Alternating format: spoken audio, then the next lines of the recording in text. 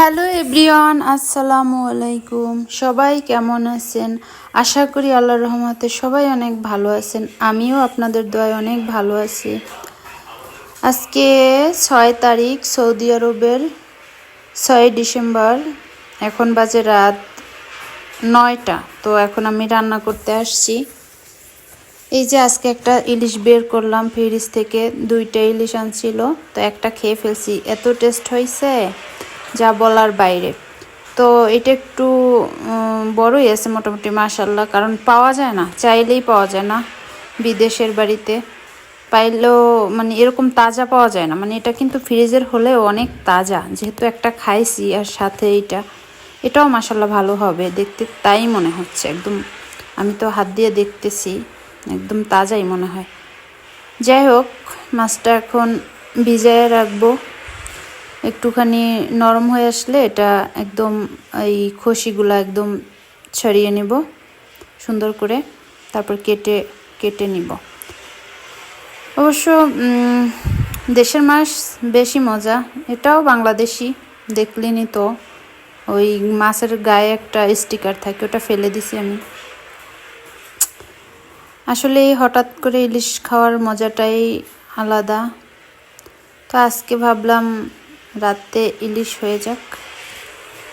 আর আমরা দুজন মানুষ, তো দেখা যায় যে একটা মাছ তো সব লাগবেও না। যতটুকু লাগে অতটুকু রেখে আর একটুখানি থাকলে ফ্রিজে রেখে দিব, পরে একদিন আবার খেয়ে নিব। যেহেতু ইলিশ মাছ বুঝিনি তো, একটু টেস্টি মাছ, এই জন্য একটু এমনই আর কি। তো রেখেই খাবো একটু, যে চাইলেও তো পাওয়া যায় না হুট করে যে এনেই খাবো। পাইলে ঠিকই এনে এনে খাওয়া যেত। যাই হোক, এই যে ফাইনালি আমি মানে আঁচটা খুলে এই মাছটা কেটে কুটে নিলাম। এই যে দেখতে পাচ্ছেন, ভালোই হয়েছে মোটামুটি। তো সাইজ একদম খারাপ হয় নাই। আর মাথাটা মাজার থেকে একদম কেটে নিছি, কারণ মাঝখান থেকে কেটে নিছি আমি খাবো আর আমার হাজবেন্ড। একটু বড় হইলে হয় কি, মাথাগুলা খেতে টেস্ট হয়ে, দেখছেন একদম তাজা, রক্তগুলা ফ্রিজের হলেও একদম মানে টাটকা। তো এই তো কেটে কুটে শেষ করলাম। এখন এটাকে ভালোভাবে একটা মানে ধোয়া দিব পানিতে।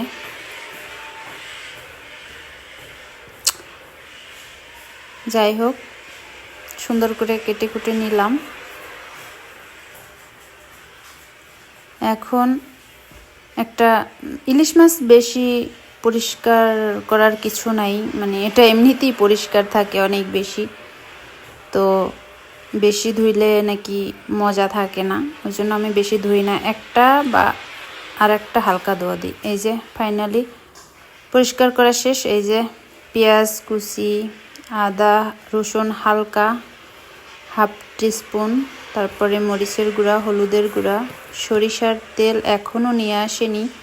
রান্না করতে এসে দেখি সরিষার তেল নেই। যেহেতু সরিষার তেল দিয়েই আমি সবসময় ইলিশ মাছটা রান্না করি, তাই জন্য ভাবলাম ঠিক আছে, তো ফোন করে দিব, নিয়ে আসবে, তো তারপর রান্না করব। এখন না হয় ম্যারিনেট করে রেখে দিই। তারপরে পেঁয়াজ কুচি আর হচ্ছে লবণ, জিরা, একটু হালকা ধনিয়া, এগুলো দিয়ে মাখায় রেখে দিলাম। পুরো সুন্দর করে মাখিয়ে একটু হালকা পানি দিয়ে রেখে দিলাম। যাই হোক, আস্তে আস্তে আমার মাছটার ভিতরে একদম ম্যারিনেট হয়ে যাবে। হলুদ মরিচ যে মশলাটা আছে, তেল নাই যদিও, সবগুলো একদম লবণ সব কিছু মাছের ভিতরে ঢুকলে আমার কাছে মনে হয় মাংসের মতন ভিতরে ঢুকে। তো এই যে ফাইনালি রান্নাটা দেখাইতে পারিনি, একটু ব্যস্ত ছিলাম। তো এই যে ফাইনালি ধনেপাতা